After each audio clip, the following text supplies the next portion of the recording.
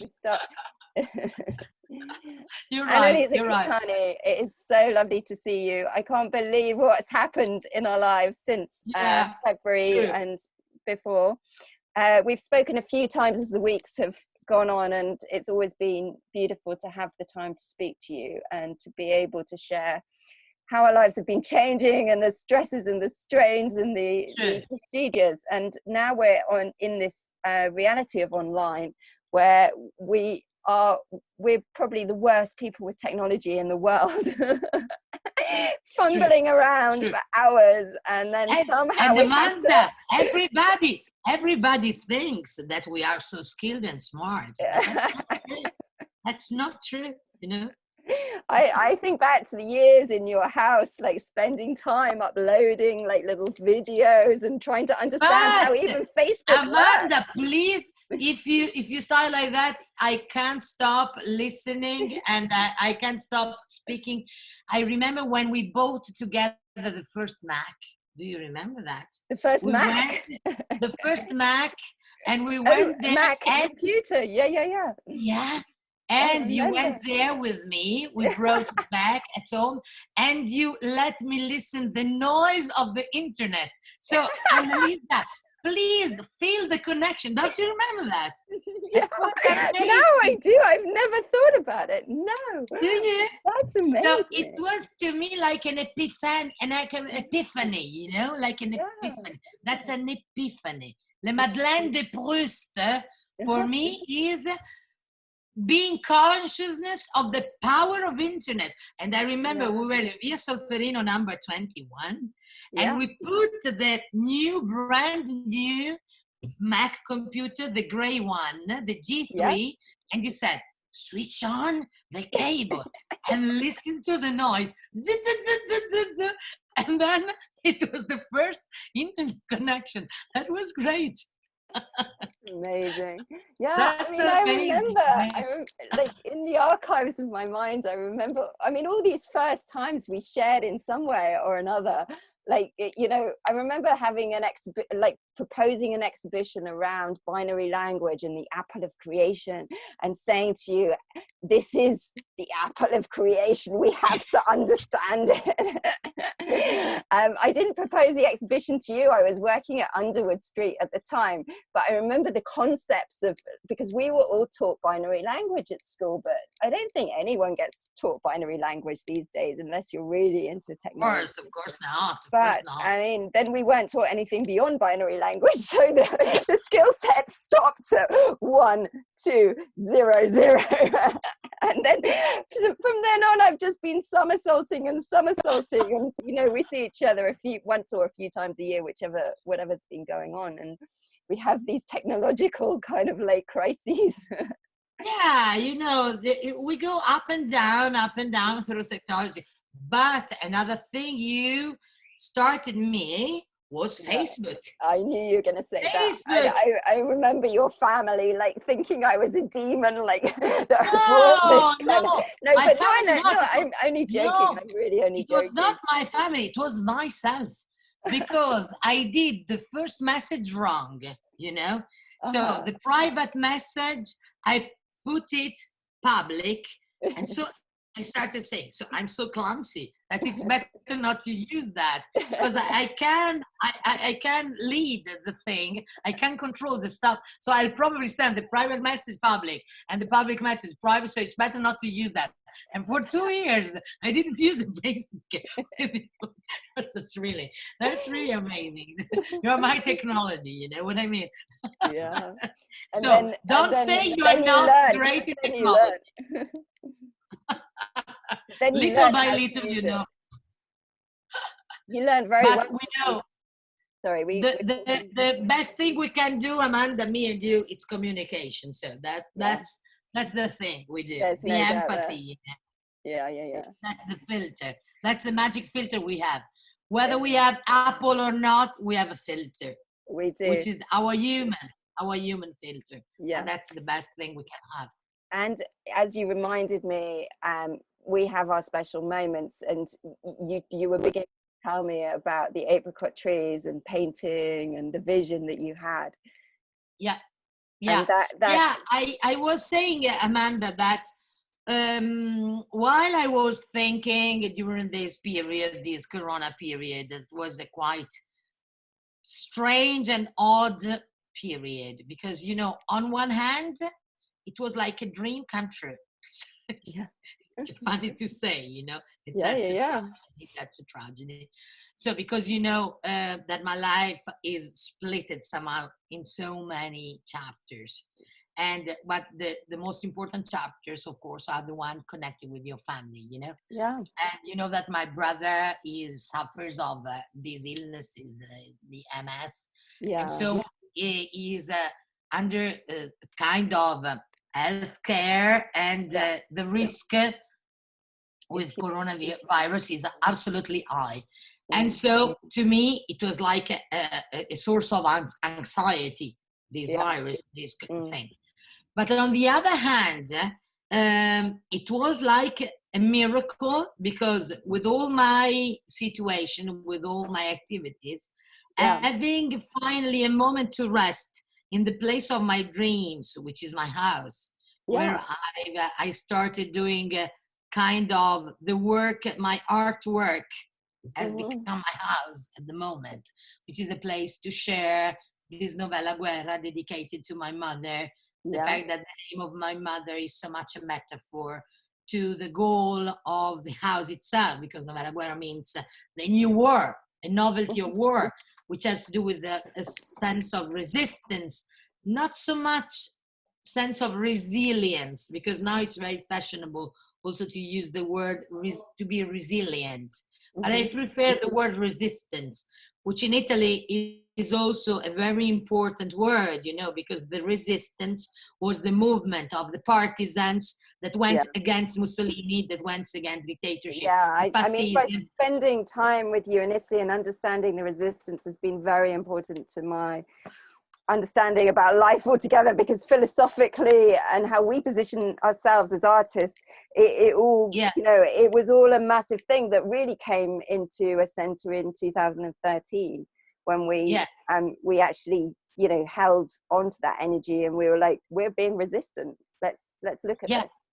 Mm. absolutely, absolutely. And so also when we started, Amanda, me and you also dealing with the illness of my mother, you were Yeah, here in yeah, 2000 when she died. And so yeah. you know very well what it was, the process Yeah, to me, of that was a very transforming. important pilgrimage for me, like in the sense of my journey, that being with you at that time and how we understood each other in the depth, and the fact that it's a lifelong aspect of healing with people that are so, that I think I started even to come out as a healer with you in that way. And Yeah, then yeah, when I went to Montesquieu, so that happened. And your mother's yeah, I such remember, a yeah, beautiful person. I remember so clearly spending time with her when she was sleeping in the bottom of your house, because at the time you had the bathroom at the bottom of the house, and yeah. there was a And you remember bedroom you were somehow. living at my place because I Mm. was at my mother. So it Yeah, was also giving myself a time of sharing where you could leave my house and I could yeah, spend time with my mother. At the same time, I had time to go out. I have a yeah, reason to come exactly. out from the situation.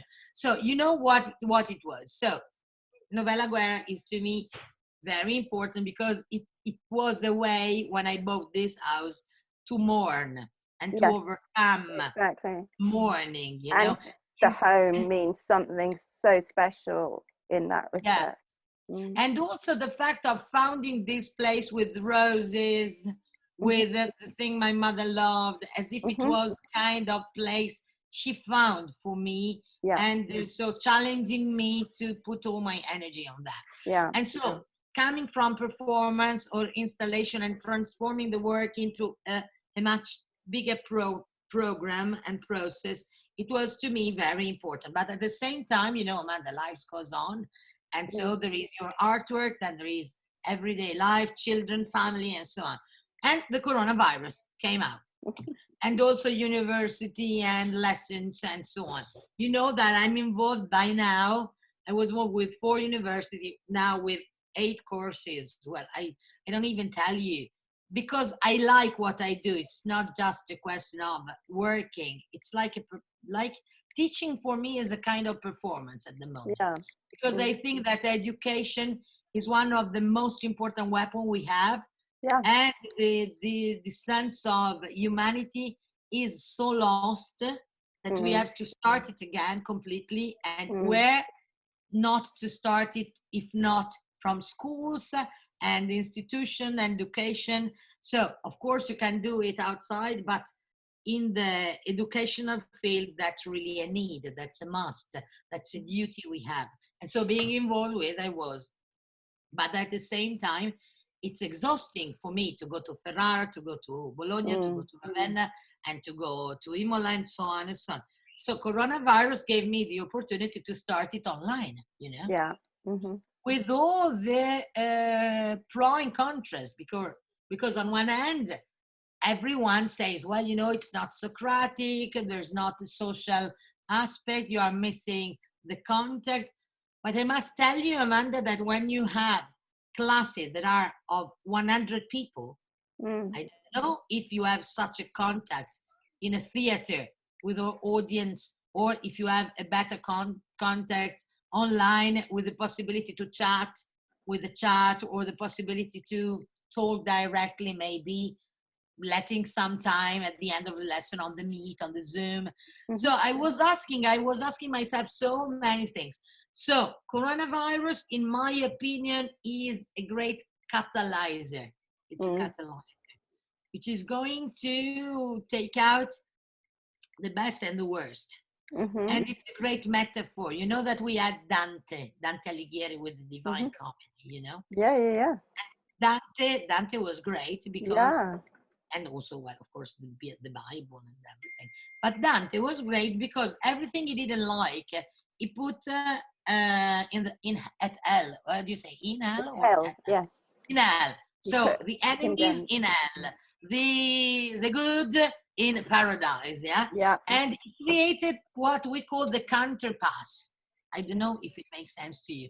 So if someone was tight, he put this enemy in a river full of blood.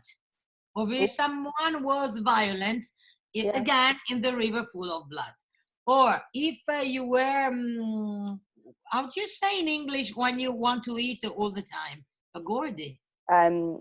If you're gluttonous. Okay, you put yourself in a river full of shit, I think. Something Yeah. Like a pig kind of thing. Yeah, creating the metaphor of your sin. You know what I mean? Yeah. I think coronavirus is a kind of counterpass, like Dante made. So you were running all the time without giving yourself a rest. Okay, I lock you down at home. No, I would agree with that. Yeah, it strips you bare to what you've done and what choices you've made, and you see it in your raw state of what privileges you've given yourself and what you've taken away from yourself. Yeah, both. And also, but also it's in terms of climate, you know, climate. All of us, climate, the weather. Oh, the climate, yeah. The climate. So all of a sudden we were locked out, and dolphins and wild animals were taking back nature. You know what I mean? Amazing, yeah. So that's another counterpass. So, you know, lovely. And I don't want to say, because it's really integralist to say that was a punishment of God. It's very awful. It's mean to say that, but somehow it is. Yeah, I think that I think it depends on what you're confronting as to how punished much pain you feel. I really dislike the word punishment, you know. But I it's think a recall. It's a call. It's a call. It's a call for us to sit in our deepest pain and do something with it. But I think not everyone has the tools or the strategies to process that. Right. And so addictions can get worse. I've gone into a few myself and tried to come out and doing okay at coming out of it, but I've noticed them. I've noticed my codependency, and I've also noticed how I kind of survive, you know, like my raw survival, like how I cope with things, you know, how I manage things. But I've also noticed sort of my luck, my privilege, in the sense, as you say, of living in the countryside, which you have as well, having a home like you have in Novella Guerra, like you have the roses, you have the flowers, you have this huge view, the fruits and the fruits, the vegetable patch I started. And there's so many people out there that are in tiny flats, and you know, and they really are in pain. And you know, our pain is very emotional, and you know, no, but in fact, I must tell you, Amanda, that about that all the time. So on one hand, I felt splitted, so anguished by the illness of my brother. My father was 79, and so, well, he knows he suffers of earth illness and so on, even though he looks like a teenager more than me. But on the other hand, I felt this privilege of taking a rest, doing what I liked, doing my lessons, planning my research. But every day I felt guilty. I didn't feel the right to feel happy. Okay, that's great. You know what I mean? Realize that. So, well, when I went out on the lawn, or when I went out with my animals, you know, I've got plenty of animals and so on. I saw the beauty in them, but at the same time, I didn't allow myself to say how lucky I am. So I stopped being grateful, but not because I didn't want to be grateful, because I was afraid to be too grateful that something bad could happen to me. You know what I mean? I would say, after knowing you a long time, that you've hit something beautiful to, you know, walk into, to allow the happiness in. I mean, I think that's a really special realization, because I think you do put some hurdles up there without, you know, I don't want to get too personal on a call like this, but I think that, you know, we all do, and I've had mine as well in overprotecting myself from allowing happiness in, that I've had to work through over the last few months. I let anxiety build instead of just appreciating happiness and being grateful for it. And so we all have ways of protecting ourselves in our reality and in our bubbles. But you know that my performance with the bubble, you know. Of course, you know. That, I think it was a kind of prophecy, because I knew how I was before knowing that. Now it's so safe to be in the bubble. But I absolutely agree with what you are talking about, because to allow happiness is important, you know. Is important. It's important, and it's really so difficult to me, because I feel all my Catholic background, or my, which is also a source to me, because to me, for example, the rosary, to pray with the rosary is a beautiful way to make a kind of fullness and emptiness and void in my mind, which is very helpful at the same time. But on the other hand, there's a problem with Catholic religion, which is the sense of guilty that really persecutes you for the rest of your life. So and you have to cope with all these aspects, most of all if they deal with personal experience, which are so painful, like a chronic illness that I have to deal with, from my mother to my brother and so on. And I mean, lockdown makes there's guilt in that, because you're asked not to care in the way that you know and you think is appropriate. But I've also found that one can overcare and create a codependency where one expresses care, and the other person sort of can be more self-resolved. They can be more independent. They can be more able to find their own resources and be buoyant. And actually, the lockdown has helped to realize that you know, a person's power and independence, I find. Yeah.